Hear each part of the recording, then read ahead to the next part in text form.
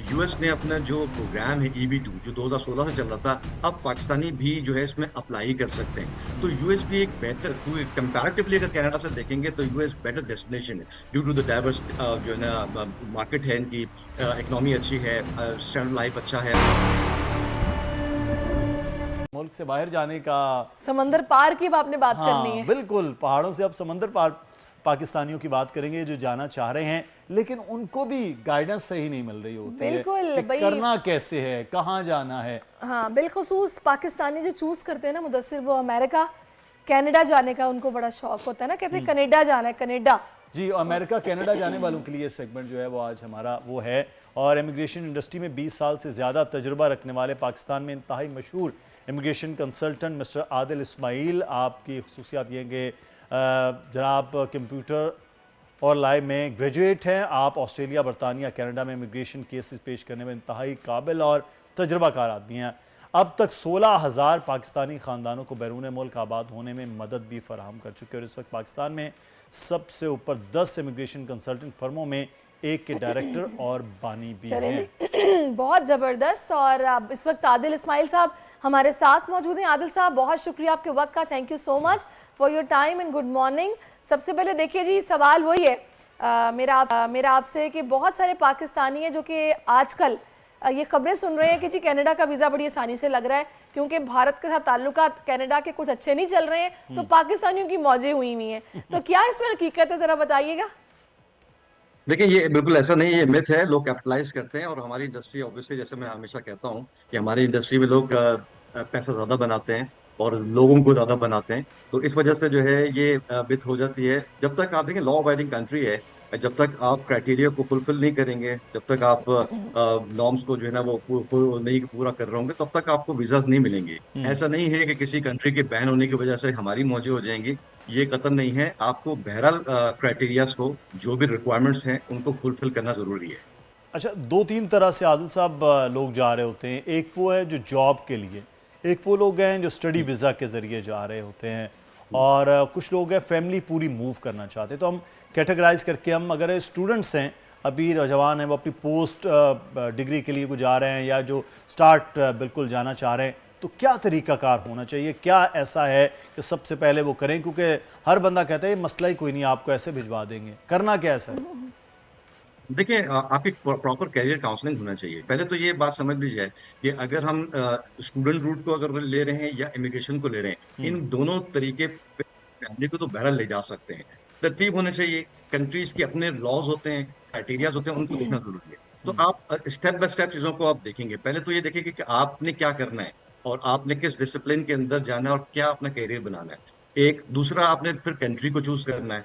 कोई मलेशिया को लेगा, कोई कोई कनाडा को लेगा, कोई यूके को लेगा, ऑस्ट्रेलिया, डिपेंडिंग अपॉन जहां जिस कंट्री में आप जाना चाहते हैं स्टडीज के हवाले से, उनकी रिक्वायरमेंट्स को आप देखेंगे और उनकी रिक्वायरमेंट को फुलफिल करेंगे। क्योंकि डिफरेंट कंट्रीज की डिफरेंट फाइनेंशियल रिक्वायरमेंट्स भी होती हैं और लैंग्वेज रिक्वायरमेंट और डिफरेंट जो है वो क्वालिफिकेशन रिक्वायरमेंट्स भी होती हैं।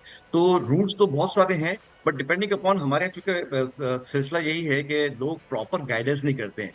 फोकस्ड ऑन मनी मेकिंग ज्यादा है हमारे यहाँ। हर ऑक्यूपेशन में भी है, हर प्रोफेशन में भी है, लेकिन इस इंडस्ट्री में ज्यादा है। पिछले 2-3 साल से तो कुछ ज्यादा ही है, क्योंकि हर बंदा चाहता ये है किसी तरीके से मैं मूव आउट हो जाऊं फाइनेंशियल क्राइसिस की वजह से और दिस एंड दैट। बट ये जो है देखना जरूरी है कि अगर हम फुलफिल करते हैं रिक्वायरमेंट्स को, तो हम इन कंट्रीज में अच्छा, इजीली मूव आउट हो सकते इसमें हैं। बहुत सारे ऐसे पढ़े लिखे लोग भी हैं आदिल साहब जो कि ये चाहते हैं कि वो इमिग्रेशन के लिए अप्लाई करें, लेकिन उनको नहीं मालूम कि ऑनलाइन करना उनके लिए ठीक है या फिर इसके लिए पहले काउंसलिंग ही ज़रूरी है। और ऐसे लोग भी हैं जिन्होंने ऑनलाइन खुद ही से किया, सारे जो प्री रिक्विजिट्स थे वो जमा करवाए और उनके इन प्रोसेस है अभी केसेस। तो सही तरीक़ाकार आप क्या समझते हैं?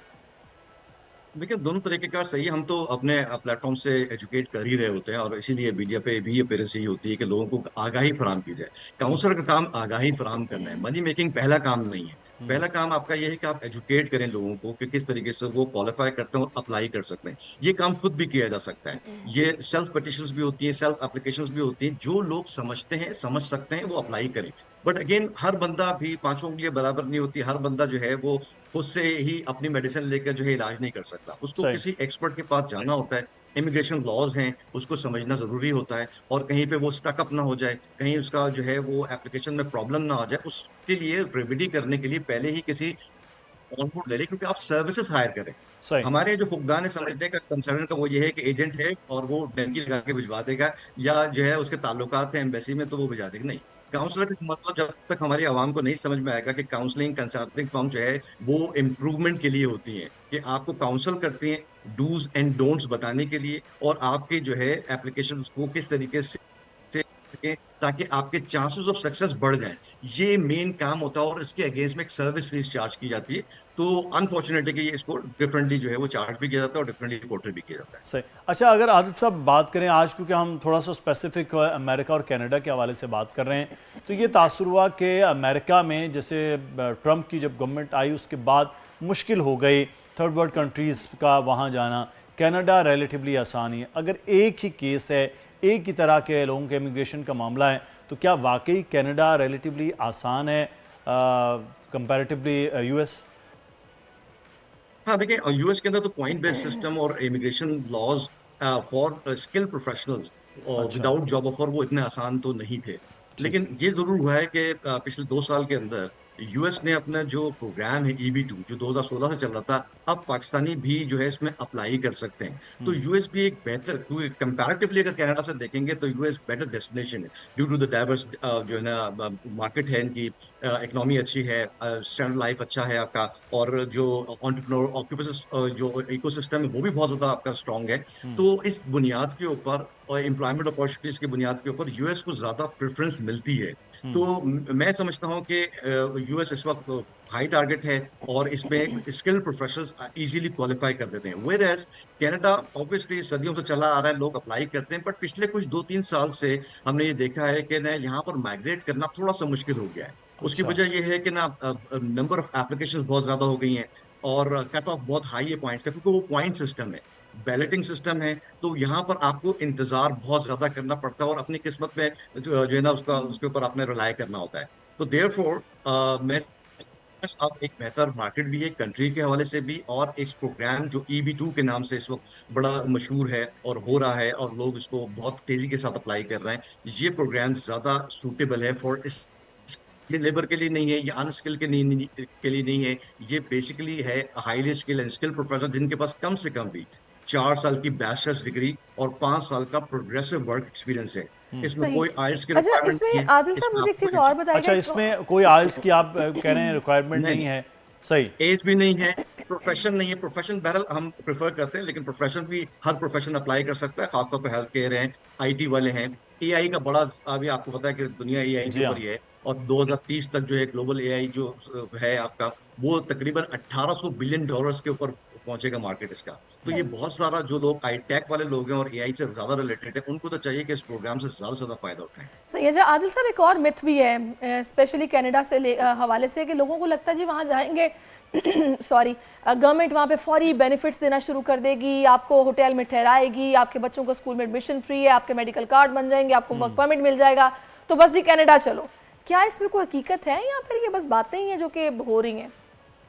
नहीं, ऐसा नहीं है, कुछ हकीकत कुछ फसाना वाली बात है ये, कि बेसिकली तो कनाडा की अगर खासतौर पे हम बात करें तो वेलफेयर कंट्री है। जाते के साथ हाँ, आपको होटल में तो नहीं ठहराएंगे, ना आपको कोई टिकट देंगे। बेसिकली जो जो गवर्नमेंट काम करती है वो ये करती है कि जब आप माइग्रेट करके थ्रू प्रॉपर करके आते हैं, या किसी भी लीगल पाथवे से आप आते हैं और रिजाइड करते हैं वहां पर, तो आपको फ्री मेडिकल, तभी ये वेलफेयर कंट्री कहलाई जाती है, तभी जी। लोग इनकी तरफ करते हैं।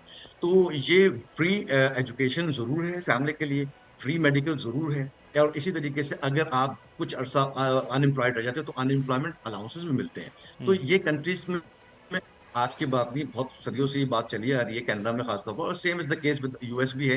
तो इन कंट्रीज का ऑब्वियसली अगर ऑन टॉप अगर देखेंगे तो सबसे ज्यादा फवायद में सही। यही जो है ना फैक्टर आते हैं।